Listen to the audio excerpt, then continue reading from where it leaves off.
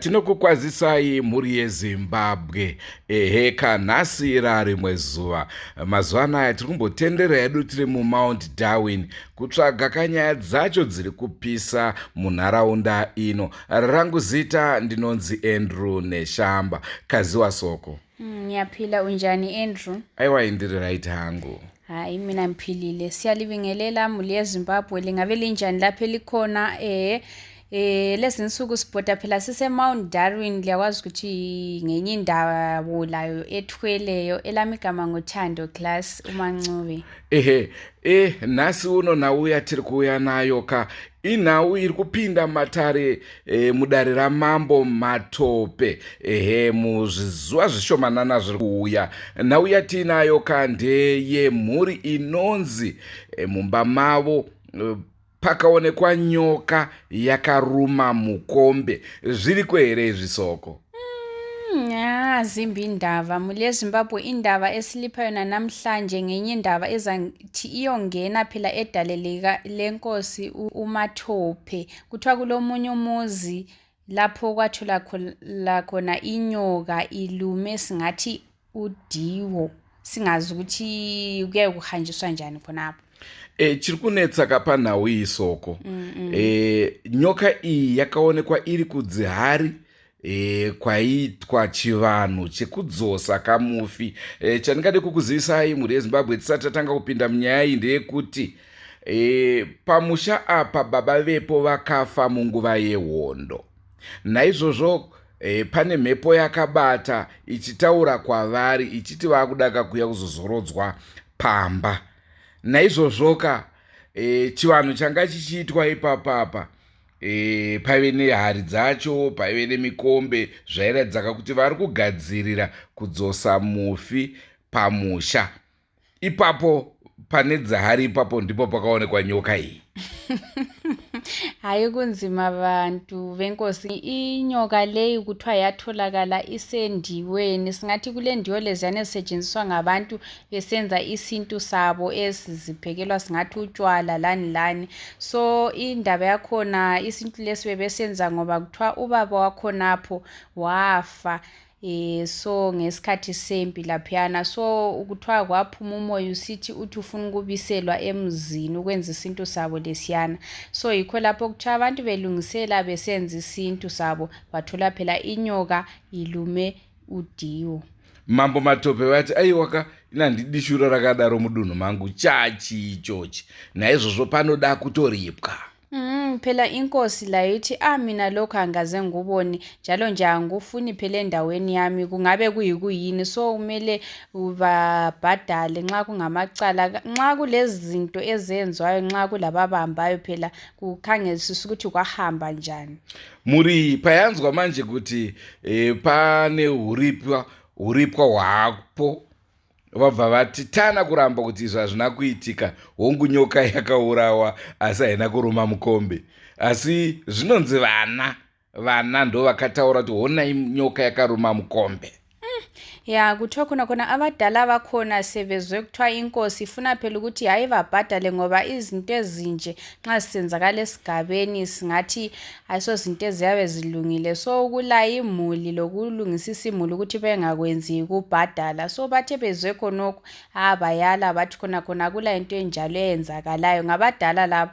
Kodwa abantwana yibababona inyoka yabulawa bathi hayibo thina inyoka sayibona yayilumile sibili udiwo.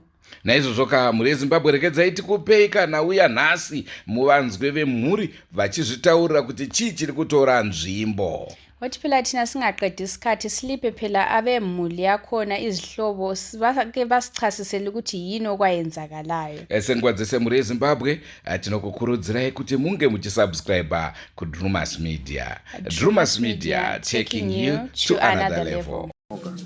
Nyoka musha yatawa wachangosvika paya ndochino chokutanga apo chiratidzo chechikabva chaitika waisosezvo vanhu vari kuita vashona musha wedu yekuti baba vedu vanga vachidzoka pamusango zvitori mapfupa yavo no sakani ko zvinezvi dare racho raperera panzira hazvina kufamba imina yaiti taure mudzimu wacho hauchazi kubata saka wodzinza wakuedza kusarira mhepo musha medu isusu kuti dzinge dzichinge dzichidzimaidza baba wedu kuti vasadzokuti vatore mapfupa yavo kupurasi zvikuno kumunhu wavo amadzivanzira saka nhasi uno chiitiko chezvo chokwadi chakaitika nyoka yakamusha kusenseni nana akauya kuzokudana kumba kwangu nhasi uno chiitiko chiya chenyoka chiya changotaurwa mudzimu maziteguru yedu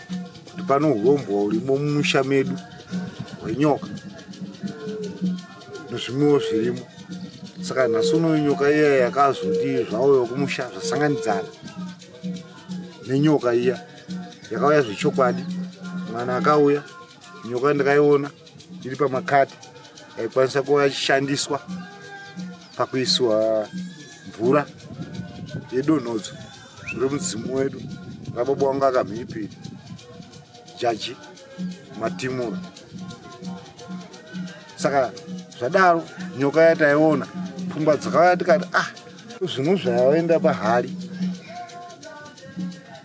toita sezano ripi maiguru ndimi waridzi wemusha uno tinopunza hari dzababa bhoirisai mvura wabhoirisa mvura mukatini fasta edikwese nyararai mvura yabhoira nyoka yakabva yatanga kutotambanuka yapinda mumba momukoma mumba momukoma yasvika nyoka yaya ikanopota kudai nomadziro ichitenderera kusvikira kwanga kune mukombe wataishandisa chivanhu chomumba medu kuti baba wedu asvike mumusha ikabva yanomira parutivi ikasumuka height ye almost kuma 75 centimeters height yadaro ikanga ikangomira nyoka yanga nema2 malines yakavhura pahuro paene yanga iri hombe zvekuti picture yacho imwe yacho titori nayo mufoni kana munyina anogona kutaridzai nyoka haina uruma mukombe yanga yakamira ichitarisa kuti kumusuwo kuri kuuya andika isitavhura dhoo yaona ati nyoka ikamira nyoka ihombe inotisvipira mate tabhoirisa mvura taikupira pamukombe paya yakatanga kuzonyongoka irumba kusvikira yangoneta nomvura yaipisa iya tozivowe kuseri kudhoo yakubuda nopa turi pedhoo tangoiti go yakutofa tonotora tonocherera mukuru mukoma wachiuya tichiwazivisa kuti tisati wazivisa vana vadiki wakabva wamhanya kuvatambira isitirumba baba nyoka yauya yakabata mukombe wakamhipiri yasumudza hazvizirizvo kutaura kwavana vadiki asi kuti yanga ikari parutivi ikamisa musoro ikavhura pahuro paenapo paine yero 2 lines saka yaita kunge ikabata mukombe yero nemukombe wacho type kala yanga inawo madiki waikutawasa pakusha wakuti zvimwe ikaruma mukombe ndozvakaitika zvichokwadi musha medu asi chii chiitiko chimwe chete chekuti zvaitoti kachamadzika kuti musha murunzi muno nyoka irimo nhasi uno nyoka yataiona zvakare yaenda kunomira pamukombe wababa wedu isusu tikutaridza kuti baba wedu tovatore mabhonzo yavo musemuri wehondo rusununguko mudzimu wacho ukabata iko zvino zvausi kuuya ukafambirwa newaukama kuti unyarare apo taparadza mari kumaofisi national exhuming office vese vari kuziziva wana gumbese kuti isusu tikufamba mapepa ekunofukura baba wedu plus kwamadzivanyidzira nyama hoboko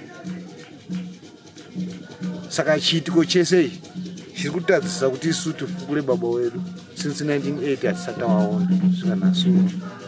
Asi muri kuziva pavari? Hongu mudzimu wekutaura kuti tiri kuvaziva pavari.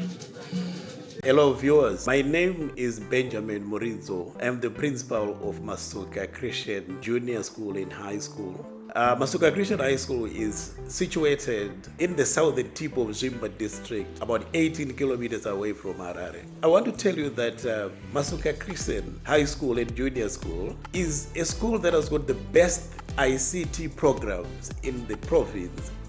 We have state-of-the-art equipment in terms of laptops, in terms of desktops, in terms of tablets, and we have very qualified teachers to handle these. I also want to say that Masuka Christian High School is long stigmatized. We offer the best in terms of laboratory equipment in science, and also our teachers are very qualified. We have one of the highest pass rates in the district and also in the province. So all parents out there, please bring your children to Masuka Christian High School and Junior School, where we offer the best, where we always strive for the highest. Our motto is, our students are our pride, our teachers are our pride. Thank you. Pachitiko chenyoka chikango kuti nyoka ikasvika zvishuwa pambwa ikaita sezvekutaura namukombe, asi pakunzi nyoka ikaruma mukombe ini ndikazviramba sezvo ndini munhu ndikapinda ndakadongorera padhori pamusoro ndikafutisa pahuro panapa. Mukombe kuruma otherwise inogona kunge ikakupinda nokuti mukombe wanga uri pakakenegara mugogo pakona so ukashama uri kumusoro. Saka senyoka yaitsvaga kavha inogona kunge ikakapinda musoro mukombe vadiki vachizviona ini ana mai vanotsvaga chishamo nonzi nyoka yaruma mukombe, nyoka yaruma mukombe. Ndikati novafana musazviremesi, haina kunge yapinza here mukombe ichida kutsvaga kunge kavha nyoka iyi. Nokuti pandikazoidongorera inini yanga yataisa musoro yataisa kumusoro ikafutisa pahuro. So nyoka iyi ndikazoronga mapurani yakutaura nablaza kuti kuise mvura ndikazoiuraya, but chakazongoisepuraisa ndechokuti hanzi chimina nyoka yatori pamapo yanga yakaruma mukombe yazomwa mvura yanga iri mukombe nomugomo nomubhaketi. Kati ko zvafamba nani ndozvatoveko. Asi mumba imomo makaitika imomo ndomumba matinoita chivanhu chababa vedu vakabata mudzimu. Mukombe uyu ukanga wauya mushure mokunge baba vanyarara mudzimu wavo usataure, umwe isataure komuredi vasabata ndokuita shiona pakaprofita akauya akati ndikaitimboedza kuona kuti baba ndinga vape simba kuti vasimbise vabate fiti zvakare kuhumwe yavo iyi. Taita saizvozvo after 3 days ndopakatika chiitiko chenyoka. Ini Davison Matimura ndini first born ndomba majaji Matimu akanga kuko.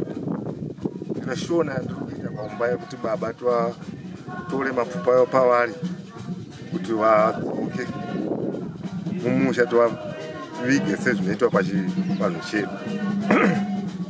Shure kwokunge tichiita chivanhu ichi vakabata baba vakataura pese pavari nokuda kwokuti ndinoda kubatsirwa kuti munditore nguva ichiripo mvura isati yanaya. Takatanga kushandidzana nechivanhu tichifamba kuno mamwe makomuredi tichibatsirwa kusvika taakunoda kunoti tunafukure. But takangoita kakusurprise kako kuti komuredi aibatwa ipo pakangoti ndakuenda kupi kuHarare ndikudzoka mani. Tikati arega waindi akudzoka mani. Aenda akavaendera kuti chose kutomufonera tinzi statement dzaakutaura hasandizo. Tanzania handichabatwa nakomuredi. Kati apana chakaita. Ndokuti akomana toita sendokufamba kuti iswe taona mwamai wako yakotibatsira padzinza. Shuwa wakabatsira amai vavo. Azvo shuwa komuredi asikoka. Nokuda kwokuti kwaita nhoroondo imwe yemadzinza yekuti fana vari kusudurutsa mhepo iyi kuti itese ibate. Shuwa tikaungana zvekare tana baba vamwe varipo nana bamunini tokatanga kuita chivanhu muimba imomo kunova mandikaona kuti pa 2 days before nyoka ichinzi yapinda mumba iyi yakambotenderera musha tiona mutsetse tiratidzana senso nyoka iyi yafamba sei nyoka nyokawo dzinongofamba haisi kutanga kuuraya ndaneta kutodziuraya dzimwe kubva mumashure saka inini zvangu papinda ndichisvika kuwana ndingina vachinipa ripoti yokuti ndozviripo hazvina kumbondishamisa nokuti ndinonhau dziri kumaringe nekugadzisa shona iyoyo ndichikundika kuti kuno mweya ndiri kuona iri kutaura padzinza vasi kubvuma kundibatsira pachiwanhu chavo kana chikaitwa havasi kutomboa so pakataurwa nawe kuti paita nyoka kwasapu kwangu yatendeswa kwamambo handina kuzviona sezvinhu zvazikarema asi ndazozviona kurema nokuti pakagara kutoitika dzimwe nhau zokuti hazitaurike ende mupadzinza pane zvangu chaivo chaipo hazvitaurike nokuti zvatikuneneo ako ndinodonzwa kuti tsvage baba wangu ndiwaita sei ndivagadzire ndivatore kana kumaofisi kuwaliko ndinoda kugadzira baba wangu nditore mabhonzi handiri kukundika nokushaya handina kana sendi ndakanga ndine mari dzangu panguva yadai wakabuda baba panguva yadai vane mari dzangu ndingadai ndikavagadzira asi nokuda kuti handisisina mari dzakaparara handakana kudya sendi asi mari dzakaparara nokuhwere ndichida kufa ndofunga ndinganozakana mukoma but dzakangodispace dzimwe dzakabiwa nevanhu vandikanga ndichifungidza kuti trusted megai kuti ndiwanibatsirewo kana ndichinge ndazoita mutano but zvakadistoteka muupenyu asi uno ndakuremewa nezvinhu baba wabata shuwa nhoroondo vari kutaura nozvavakataura iyo ndozviri kuitika nhasi nyama dzangazi saya vaida kumanikidzira kuti tivatore nechimbi zvinokana kumusoro kukasvikwa maofisi tosvika takutotaura kuti kuno vakauya ukama wenyu vakutaura kuti hapana mondo hapana negrigna asi munhu akavhetiwa akataura inini ndini jajimatiuna ndavaya ndabata comrade nei uno muofisi ndakasvika pakatana pavillage pakati ndakaenda kutenda pakati ndakaenda pakati ndakatenda pakati ndakatenda chombo chinonzi chakati ndaishandisa pfuti yangu inonzi rmg ndaikafamba nyika ino ndiri kana ndichitaura zvamagandanga ndiri panumber 1 number 2 ndanonzi magandanga nyika ino ndini ndakaparadza makawanda so inini ndinoda kuti munditore ndiri pakati vanhu vangu matambudzika maisvika kusvika pari zvakadai noupenyu hwatairawo ndinoda kuti munditore saka tiri kushushikana nokufamba kunguva mhosva dziri kuwana kutora mari vanhu vomweya vakutora mari vanotibatsira vamwe kuti tikwanise kunge tichitora vakutora mari but mari hapana pairi kubva ndikutoita kutosunzira chiparara zvokuti kana pamba pamwe chikafu chakunetsa kuti chiwanike chokudya hurumende nevamwe vakutovidzira kuti shuwa igandanga rakafa komwekamiri akaopereta pakati akabva pakati akadai kana president mugabe wakanitaura kuti I know that guy ndiye akauya akatungamirira sunga musana ichibuda nopahoya ndomuziva but iye zvinezvi nedzinza vari kundirwisira kuti pasawe neruono rwokugadzira baba vangu vari kufungira kuti panobuda mari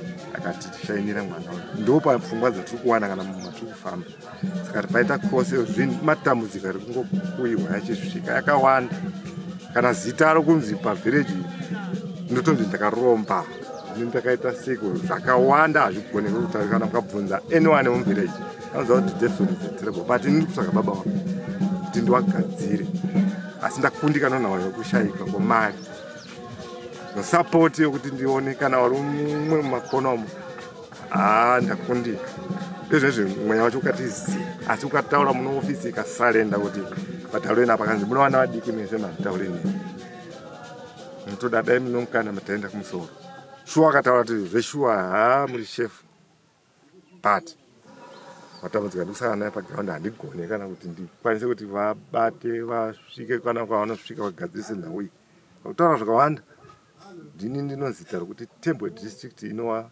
hameno samuwa kupindura ndo yangu vakutaura zvakawanda panguva yakatinyoresa kana pabhuku akatinyoresa zvokuti vanoti hurumende yakanga ichiita zvohondo vanozivikana zvokuti number 1 kana 2 3 but ndanga ndisingawane kana ukatobvunza maganda sango wanga usingawanika asi nhasi uno wakubvuma kuti zvishuwa izvi kana nokuda kwemhepo dzacho dziriko dzikafara. Tikatarisa pachishona chimwe chiri paumba chinozita riri kureva kuti pana zvakaita toti tinotori nedzinza zviri kuda kutoti titovambisiwa kuti pawakagadzira wakarasa mudzime wako kubva pana amatimo kusvika pamuya pashona ipi payakapesa kusvika pari zvino ndotori padare pamambo kuna wemasvikiro yakatika shedzi. Nyoka iyoyo iri kutaurwa padare ripi iri negati rinorova riri kutaurwa padare ripi rinowa ndakakura ndichitozvibatawo kuti ndichitozvinzwa nokuti ndaifamba ndichitsvaga nhau yekutsvaga baba wangu asi handaikwanisa dzinza rakutondisema nenhau yababa wangu chete chete. Handina kana chimwe chinhu ndiri kutsvaga muupenyu kana kuti chii ndokuti ndigadzire baba wangu. Since ndandatowawana saizvozvizvi ndakukundika nemaproblems. Kana mandinosenza muchabuda kana mari kutaura kwandiri kuita inoni chokwadi kana ndikasenzera munhu pabude mari mutauro chete ndiri kukundika nematambudziko edzinza ende kana vachiverengeta sekutaura ndivo vakatouya kana anobamunina vakazvikoshesa kana kutaura padzinza kuti nyoka zveshuwa ikaini. Saka ndotoda kutoti mhondo redzodzi dzitotibatsira kana iri nyoka iri padzinza kana iri nyoka yekuti ndo yangu kana iri nyoka yekuti ndoyosango ikangotambudzika ichisvika apa idzo ndo dzinopasanura dzotibatsira pachiwanhu nokuti hatigone isusu hatiri wenyama hatisirisi tinogona kupotewa zvepasi nyangwe tichipotewa tichidii pane zvatisingagone zvepadzinza asi ivo vanototibatsira unazodirect. Ndiri kuona manhau padziri kuenda pari kutaurwa pana nyoka kana apa ndo nyaya yatanga kusvikira zvichireva kuti kana iri nyoka yokuti ndeyo padzinzawo ikasvika mumba mangu ine kutora nozvougandanga aiwa ivo vanoipasanurawo nobatsiridziwawo nokuti ndinoda kuti ndifukure baba vangu ndivawigi pachiwanhu chedu ndotenda hangu ipapo ndino chichemo ichocho kuti ameno totsvaga rubatsiro kuti ndifukure baba vangu chete pachinyarariro. Zvakawanda ndingazvireve ndingazvidii asi ndinoshunga kuti baba vangu dai ndavafukura ndavaisa pamusha ndaneta kana vazukuru vavo vana vangu novaninavaisa haurare chinova chimbo evhuriko yo vamunoti gowa asi kuronyo riri kupi vamunoti ndisu jaji vari kupi vakaenda kuhondo vakashakira kuhondo kuimungurekere kuvatora ndiri kutokundika nomubvunzo iyoyo handigone kuvapa saka ndikuda kuti ndiite shona iyoyo ndibatsirike muupenyu ndo chinangwa chandinacho. Saka tingati nyoka dzamuri kuona pamusha muri kudziuraya here dziri kufa here kana kuti dzinenge dzichingotisa?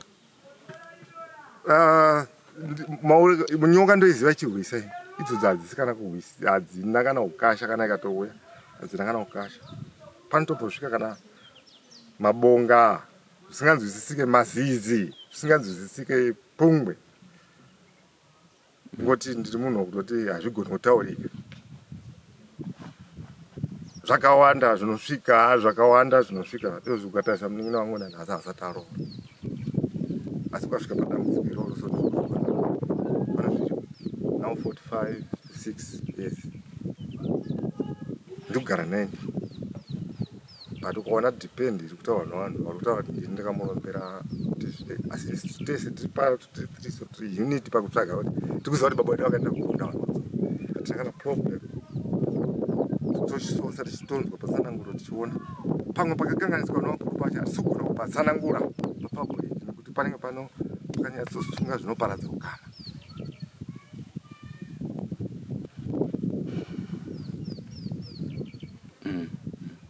Mamuda kutaura here chero saka toti muri kuda rubatsiro kubva kumhuri yeZimbabwe ndirupi rubatsiro rwamungade?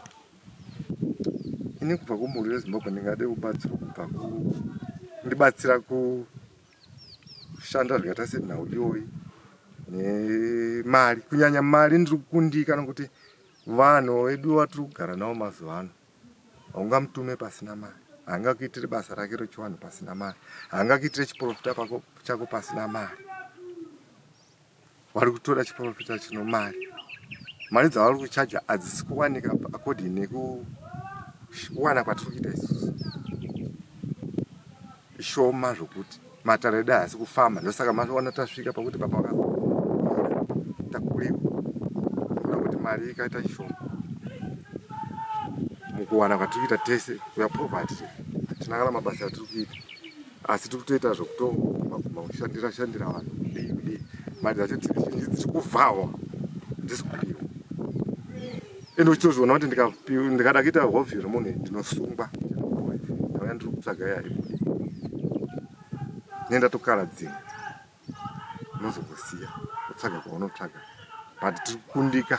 Ini Austin Matimura ndichidaro ndanichiti urubatsiro wanga ndichida chekutangana chitongoti hama dzedu dai tagona kuti taisa moyo pamwe chete tagona kutora baba wangu izvi zvokutiwo zvazvo ine zvinozongoitikawo zvomuedzi inowanika matambudziko anowanika munharaunda apo naapo asi rubatsiro rukuru ndokutoisa moyo kwahama noshamwari kuti dai dzagona kundibatsirawo ndagona kutora baba wangu musango mavavete vari pazuva imwe nguva wangu nayo vanomvura mhepo dzacho dzobva dzasumuka dzakutinetsa kunoko avo matare techitotiwo hurumende dai kuri kuti zvimwe inopindirawo imwe nguva tichibatsirwawo munyaya dzakadai nekuti nyaya dzatiri kuita idzi ndodzevanhu varwiwo nderusununguko dzakutongotiomera kuti patinounganiwa patinofamba posapo techingounga vanhu vachitiunganira chikafu chikuita chishoma idzo mari dzikutaurwa idzi dzedziri shoma asi tongoshingawo sovana vacho nekuti tinoshungudzwa kuti baba wedu wauye musha ndozvatinogona kuva tikataura comrade. Ini sawitness Matimura rubatsiro rwandingaoni kuti ndigone ndichinge kuti baba vangu wauye musha ndemari kuti batsirike nekuti pakufamba kuitika nyaya yacho inoda mari pasina mari hapana chinofamba ndokunyanya kuona kwandiri kukaita nhau dzacho ngakuti panozvesa hapana zvangu zvazosingataure zvakawanda sogotwe ndiri last boni wacomrade Jaji Matimura zvakawanda zvine zvikuitika ndiita ngoshungurudzika kuti mari zvandisina nyika izvi zvingafambe sei yakoti ndatenda. Muri ipapo Mukoma tanzwa nhau yataurwa yekuti hamusati mawana imimiwo musati mati mhepo dziri kudai muri kumbotsvagawo here mabhebhi kana kuti murongoti nekuti kune mhepo hamusi kutombatsvaga kusawana ndasingafungidzira kuti blasi vanga zvitaure bhosi kuwana ikuwa pakuwana kwangu zvangu ndiri ndega pakuzinzo kwangu atozviita kuwana kana inguwa tototaisa kunge chitowana mudzimai wangu shona yakangobudirira iyoyo kana ivo vanozviziva kuti taiga tichitaura nyaya idzodzo kuti tigaise chivanjo kuti baba wemusha pano pakandikasungiwa purei hapana hacho chikanyanyokura kana kuti izvo mhepo izvo handitungamidze mamhepo ngakoti ndatenda kurarama kunonetsa kunyange zvazvo tisina kukwanisa kuwana mavidheos enhau iyoyi inhau yakatotekeshera nzvimbo yese yematope nzvimbo iri muMount Darwin kuti hongu nyoka yanga yakaruma Mukombe uyezve nhau iyoyi iri kuenda kudarira mambo matope muzvizuva zvishoma zviri kutevera soko muri kuzvionawo sei? Impilo esiyiphilayo leyi inzima ifuna ukunanzelelwa sihlobo esithandekayo yiyo phela indaba akade silayo namhlanje singathi lingasixolela kancane ngoba zange sathola umfanekiso ngoba abantu ababonayo ngabantwana so isikhathi sokuthi bathathe besingekho njalo nje abadala bangikhona abangani bazama ukuyivala ukuthi ibe yindaba engelamsebenzi kodwa sikhuluma kanje indaba yoneyo iya edale enkosini uMathope ukuthi akayibuse so yikho at least eliza abanye siyazi ukuthi asoke bakholwe kodwa nxa isisedale kuthi ukuthi yindaba eyazakala isigaba sonke indawo yonke iziyofika ezinkosini. Ndofunga semataurwa aitwa nevana kuti baba vakashaya munguva yehondo vari kuda kuti vakwanise kuita burial yababa wavo mune zvakanaka.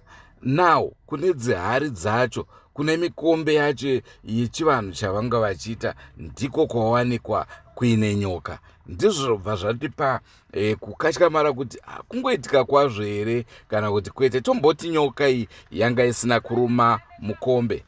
Ngatimboti hapana nhau yedoro nyoka yongooneka hayo mumba haisi nyaya. Pari kuzoita nyaya apa ndepekuti pachivanhu paitirwa chivanhu pane mikombe yacho ndo pakaonekwa nyoka iri, zvobva zvatipa mibvunzo kudarika mhinduro.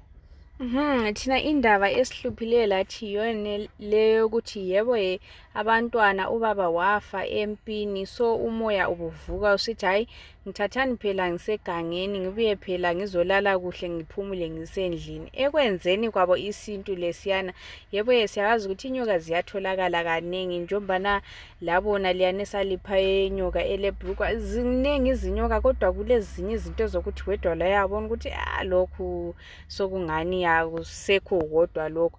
So khonapho ekuthini inyoka ziyatholakala everyday, le manje sitholakala ngelanga lokuthi abantu balungiselela ukwenza umdlalo wabo, itholakale isediweni. Udiwo lona yilo olulotshwala lwakhona, why ingatholakalanga at least kwezinye indawo kumbe ezingekho khonapho ediweni, asazi lathi silembuzo.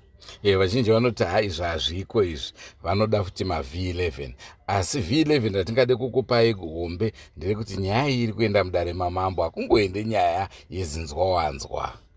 Lazo inkosi phela soke sizifonele njenge-Drewmas Media sithi hayi yenzani ukuthi indaba le iyedale ngoba kumelele isigaba sonke labantu bonke. So lathi simelele ukuthi siyozwisisa ukuthi kanti liqiniso yini kwahamba njani. Naizvozvo kasoko gedza timboti budei muDarwin kwezvimazuva zviri timboenda kuzomba maramba pfungwe, tozodzoka zvedu topedzesa nhau dzasara. Wathi phela sike siphume kancane eDarwin sigijime siye laphane uZumba sike siyobona ukuthi kumi kanjani. Inonzi UMP sivavakatshele lapho. Rangu zita ndinonzi Ndruneshamba. Elami igama ngoThando Class. Musakangana kusubscribe kuDrewmas Media. Drewmas Media taking you to another level. Goodbye my friends. Goodbye my friends. Wakamboonana tichazoonana nerimwe zuva hama dzangu. Goodbye my friends. Goodbye my friends. Wakamboonana tichazoonana nerimwe zuva hama dzangu. Ini ndokuenda kubasa kwangu. Iwe maki iwe mkaranga.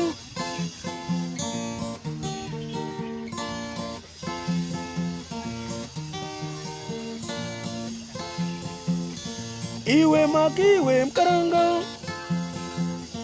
Iwe maki iwe mkaranga.